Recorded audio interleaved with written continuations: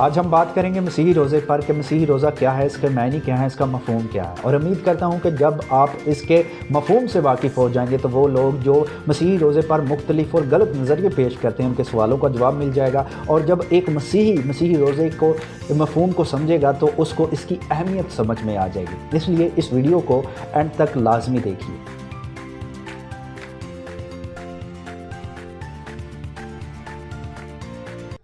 روزہ ایک ایسا موضوع ہے جس کا تعلق تقریباً ہر مذہب کے ساتھ ہے۔ روزے کا تصور تقریباً ہر مذہب میں پایا جاتا ہے، تو یقیناً اس کے رکھنے کا طریقہ اور اس کی تعلیم بھی ہر مذہب میں مختلف ہی ہوگی۔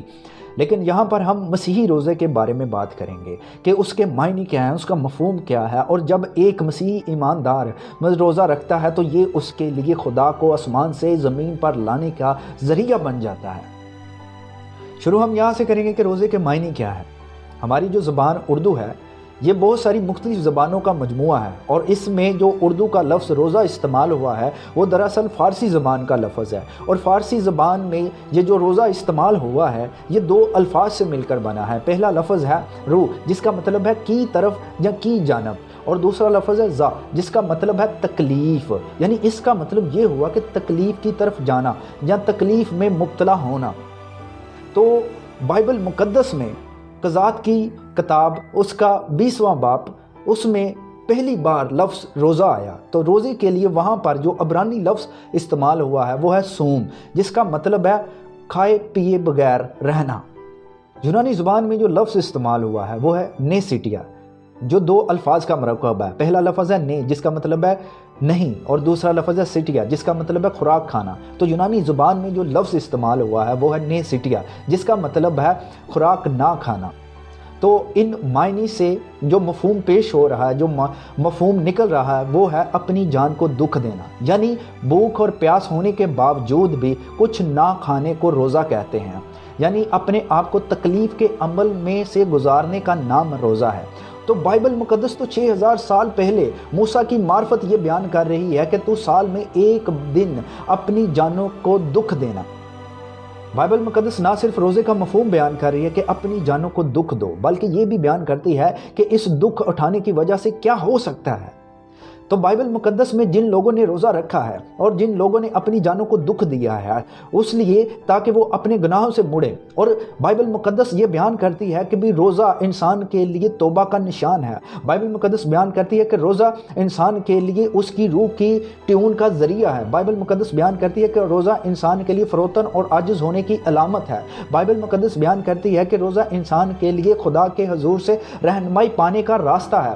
بائبل مقدس بیان کرتی ہے کہ روزہ انسان کے لیے خدا کے حضور زور اور قوت حاصل کرنے کا ذریعہ ہے تاکہ وہ ابلیس پر فتح پا سکے، اور بائبل مقدس بیان کرتی ہے کہ بھی روزہ انسان کے لیے اس کی مصیبتوں کو، مشکلوں کو ٹالنے کا نام ہے اور ان میں سے گزرنے کا نام ہے۔ بائبل مقدس میں خدا نے سب سے پہلے موسیٰ کے دور میں سالانہ روزہ رکھنے کے بارے میں کہا، پھر اسیری کے بعد خدا نے 4 اور سالانہ روزے مقرر کیے۔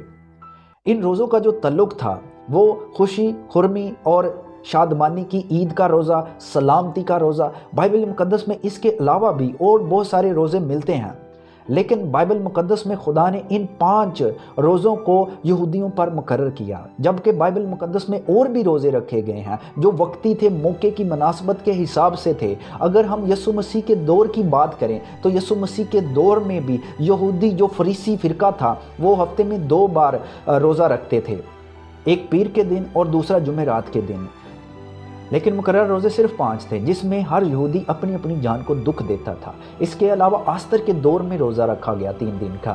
اس کے علاوہ یہویقیم نے اپنے دور میں روزہ رکھنے کے لیے کہا گیا، ننوہ کے شہر کے لوگوں کو روزہ رکھنے کے لیے کہا گیا۔ اس کے علاوہ سیموئیل نبی کے دور میں روزہ رکھنے کے لیے کہا گیا، اور اس کے علاوہ داؤد بادشاہ نے بھی روزہ رکھا۔ روزے کا ذکر آپ کو بائبل مقدس میں بڑی بار ملے گا، لیکن یہ 5 روزے صرف مقررہ روزے ملیں گے کہ خدا نے کہا کہ تم سال میں اس سال اپنی جانوں کو دکھ دینا۔ اس کے علاوہ آپ پوری بائبل مقدس پڑھ لیں، آپ کو کہیں بھی ان 5 روزوں کے علاوہ مقررہ روزے نہیں ملیں گے۔ और अगर हम नए अहदनामे की बात करें तो यीशु मसीह ने कहा जब कभी तुम रोज़ा रखो।